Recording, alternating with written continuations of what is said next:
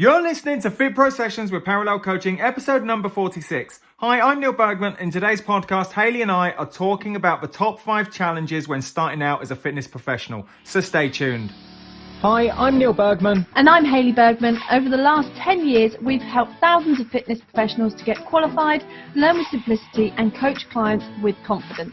We're the first to say that learning and being a Fit Pro doesn't have to be hard work, and that with the right structure, support and resources, you can become a confident and knowledgeable fitness professional that is dedicated to more. So how do you learn, qualify and kickstart as a Fit Pro? This is the FitPro Sessions podcast with Parallel Coaching. So don't get us wrong, there are way more than 5 challenges when starting out as a Fit Pro. So maybe you're starting out as a fitness instructor, aqua instructor, kids fitness instructor. Maybe you're going into schools and working with youngsters.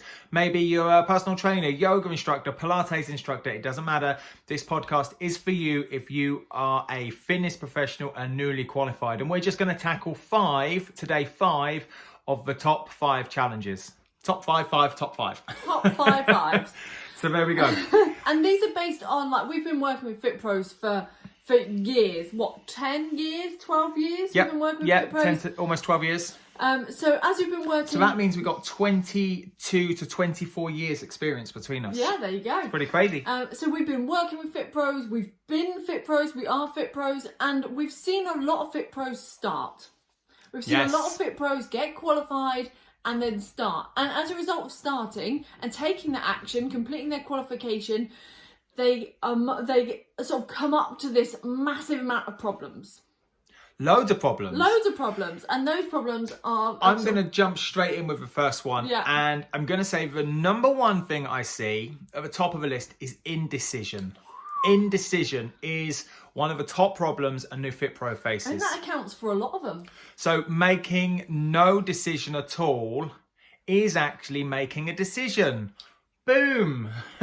So making no decision at all is making a decision.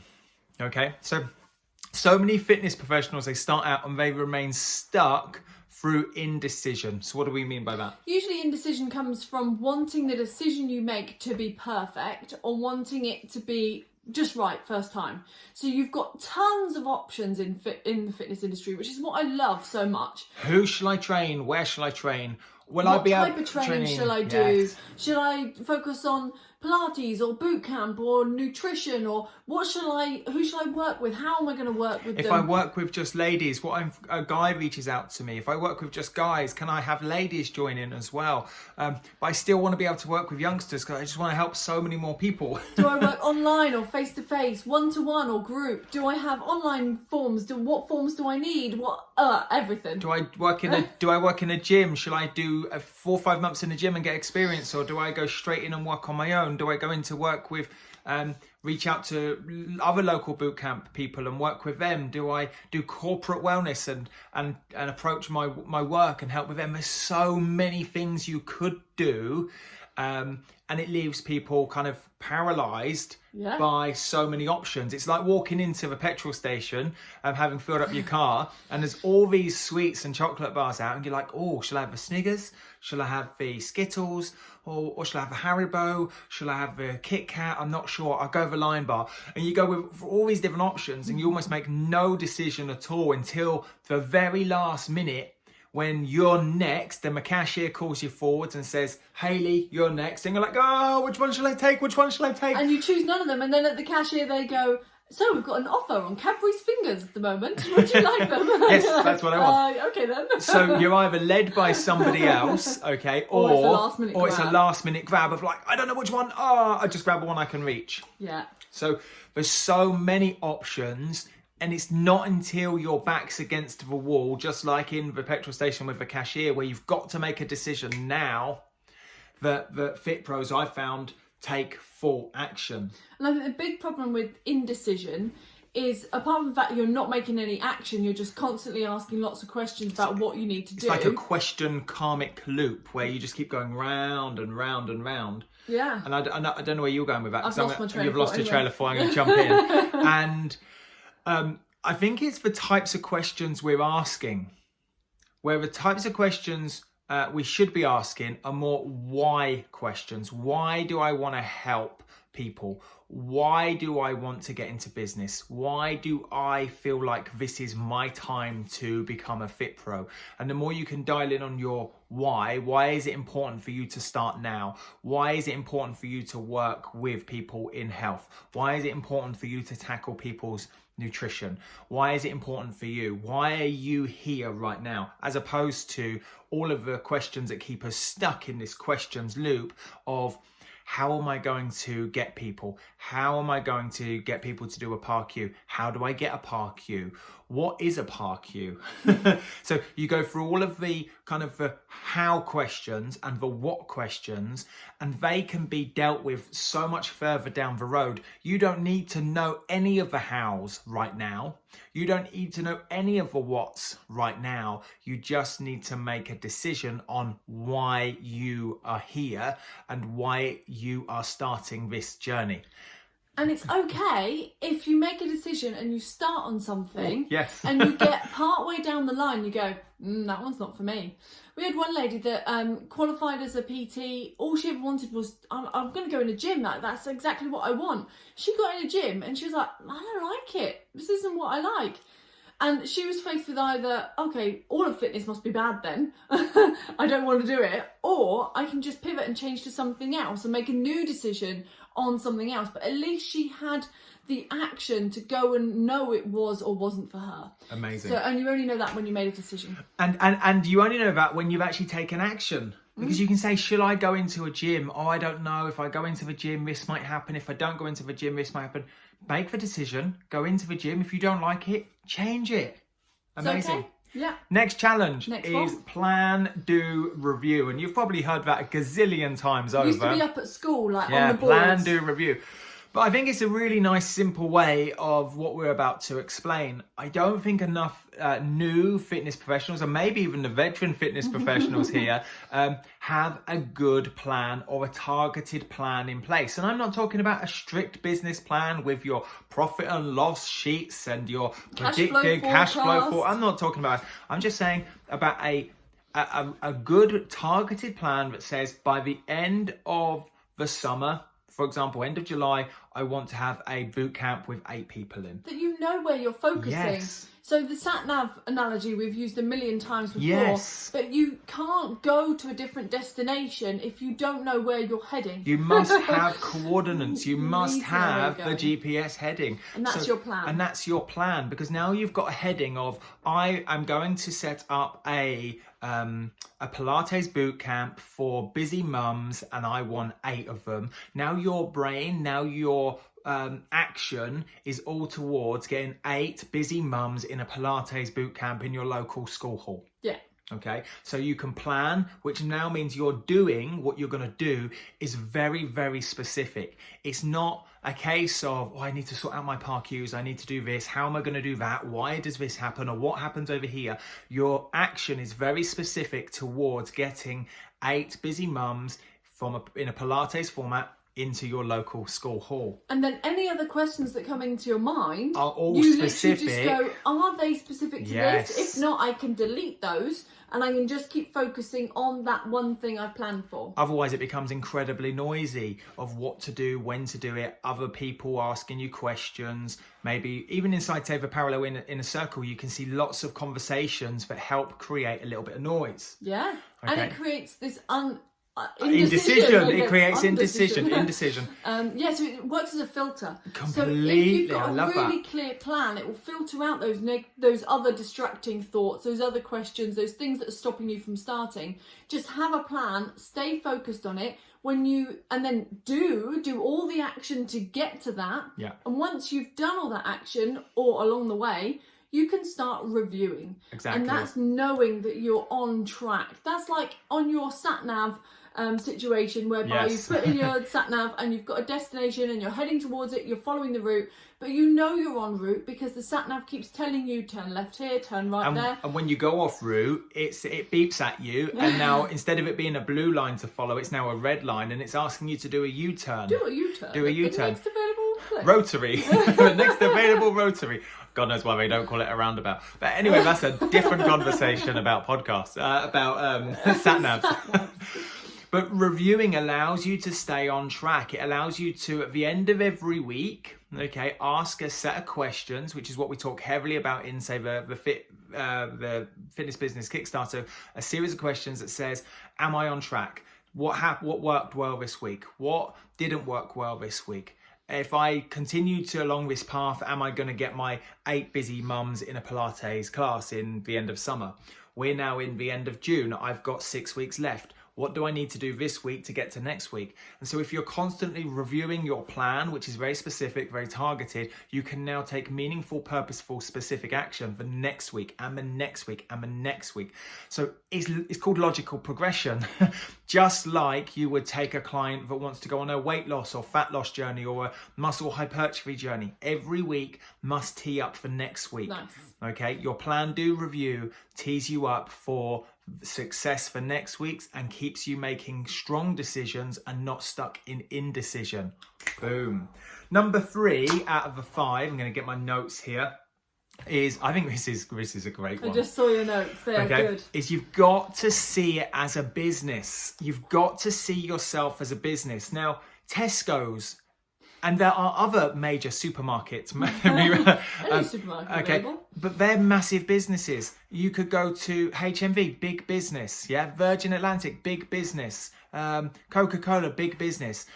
Now, just Joe Wicks, big business in fitness. Okay, James Smith, big business in fitness. But just because you might only want 8 busy mums in a Pilates format for 6 weeks, you're still in business. You still have the same business principles behind you, whether you want 8 people, 80 people, 800 people, 8,000 people, 8 million people. It's pretty much the same principle in business. You've got to go out and you've got to market yourself. You've got to sell yourself. You've got to acquire a lead. You've got to acquire a customer. You've got to indoctrinate them into your 8-week Busy Mums Pilates or whatever you're doing and take them through a product or service delivery and get a particular result. It's a full cycle. Now, the moment you start to see yourself as a business, regardless of how big or small you are, is when you start making very, very specific plans, targeted plans. You start doing very targeted, specific action, and you review yourself with making good decisions. Can you see what we're doing here? And it's not a hobby. It's not this little thing that you do on the side, and you can love what you do. That's absolutely fine. Like I say, parallel coaching. Your hobby. I don't see. Let's just have a reframe on words. Parallel coaching is a business. Yeah. I don't have to work in parallel. No. I get to work in parallel. I love doing this. I love helping you guys. I love helping you get from A to B. That's the thing. That's what I wake up for every day, is to make sure that you feel comfortable, confident, knowledgeable in fitness to go out and absolutely dominate your little area or big area that you want to work in. And you're driving that business. But I don't work in that business. No. Now that's the reframe. Because if I go, I have to work today, that's when it's the state changes. I get to do this. I don't have to do it. Yeah. Okay. So a lot of people, when they decide to become a FitPro, they say, well, I just want to help lots of people. Or I love fitness and I want to do it for others. I want them to enjoy it in the same way I have. So they've got this understanding about helping people, reaching out to people, enjoying fitness, sharing that message. But then there's lacking that idea of that this is a business in order to share and reach people and help people. And part of being a business is that it has to make money. So let's jump in there. So, hold on. Yeah, go for it. It has to make money and it has to serve the client. So you're serving the client in a way that allows them to see your mission, whatever that is, of reaching them, of helping them lose weight, of helping them enjoy fitness. Great point. But you're also making money because it's a business first and foremost. And there has to be this consideration that the moment you're now asking a client in a sale for money, you're now going into a whole new chasm of your own thoughts, feelings, emotions, beliefs and values around money, how much you're worth, how much you're valued, what your service is worth, what your service is valued, which comes up with a whole ton of new questions that keep you in indecision. Yes. Okay. But there has to come back to the number one reason why businesses stay in business is because they create revenue, okay? And enough revenue for the business to keep going inside its marketing, the business to keep going inside all of the associated fees with that. And depending on the size of your business, will have more fees. But also it has to generate enough revenue for you to be able to take money out of the business, okay? Now, the more money you make, the more people you can go on and help.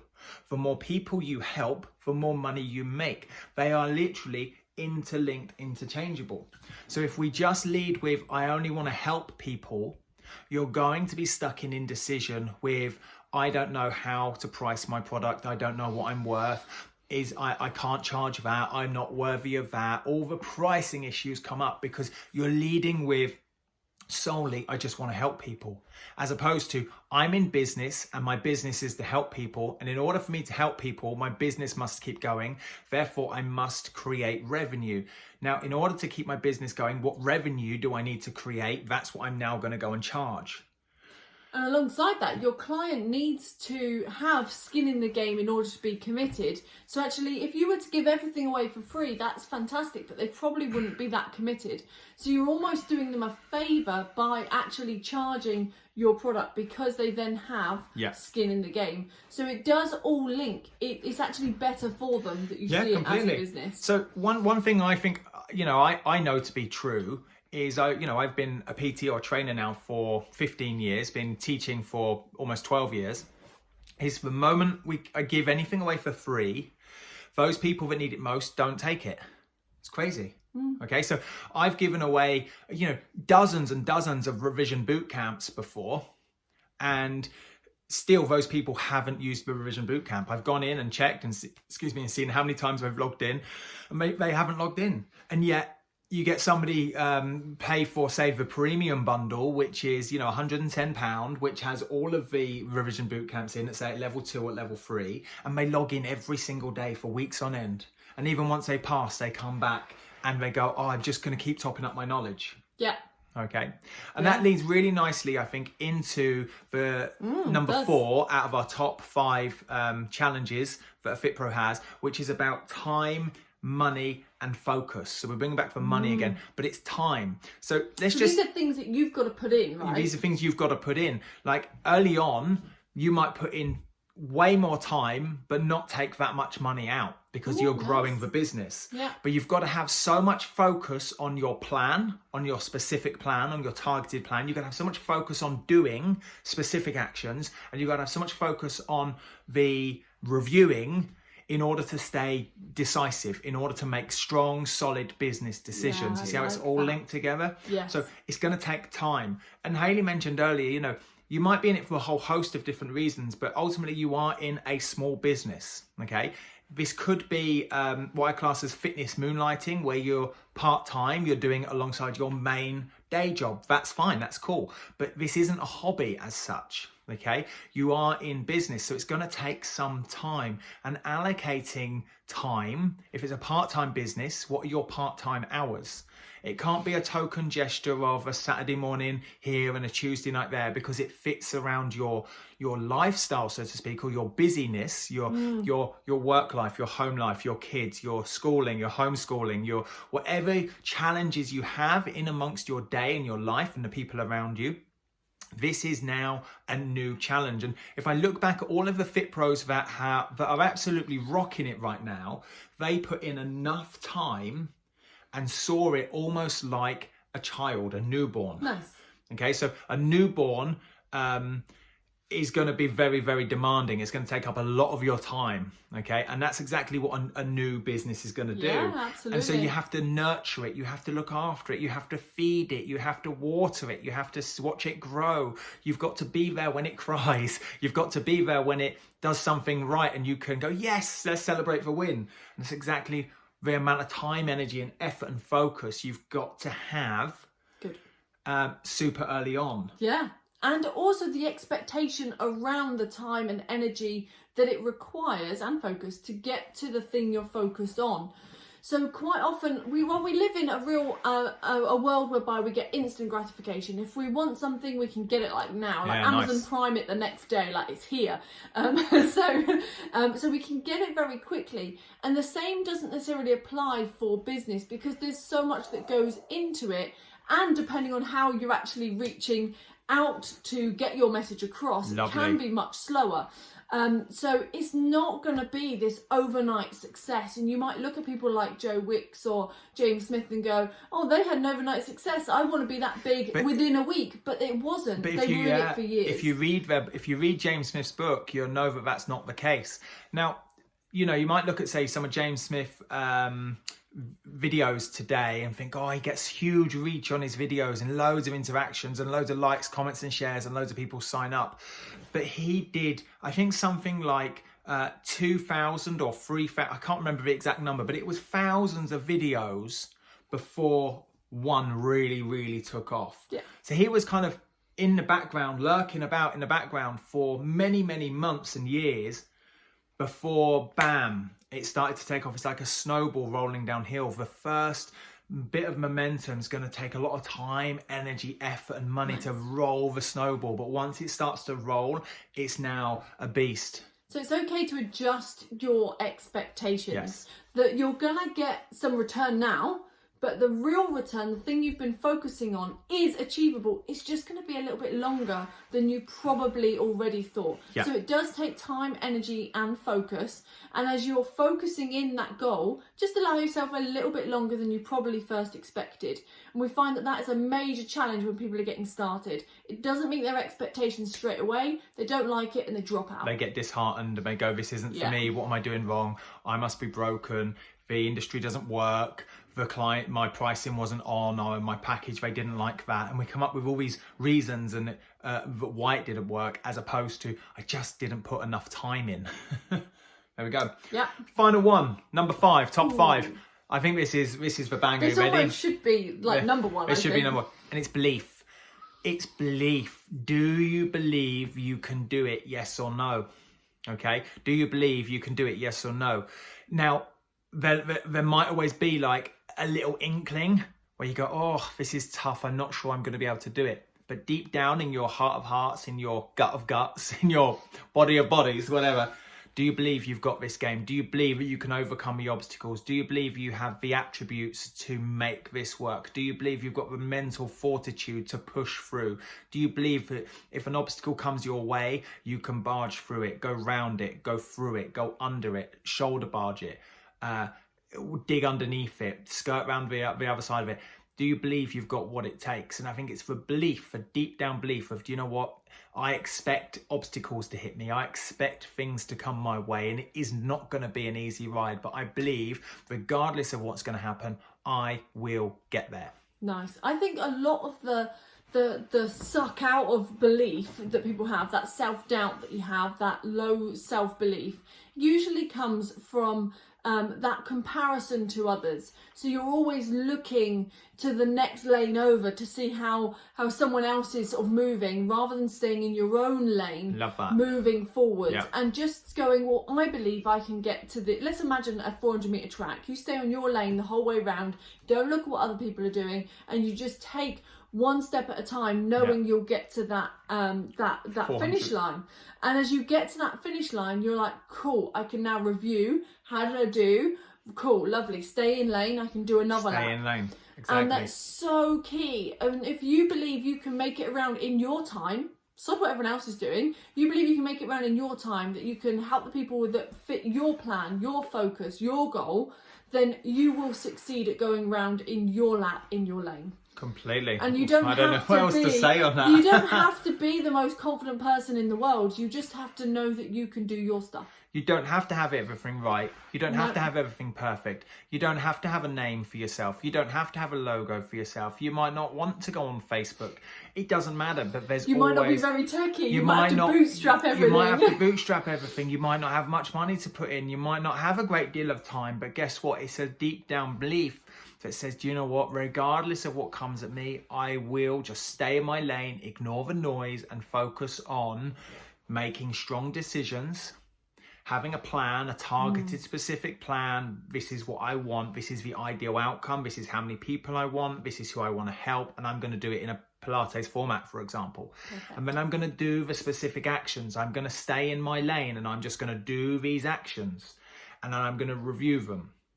Okay. Then I'm going to see myself as a business. My lane I'm in is called business. This is my business. Nobody else's business. They can be busybodies and look in.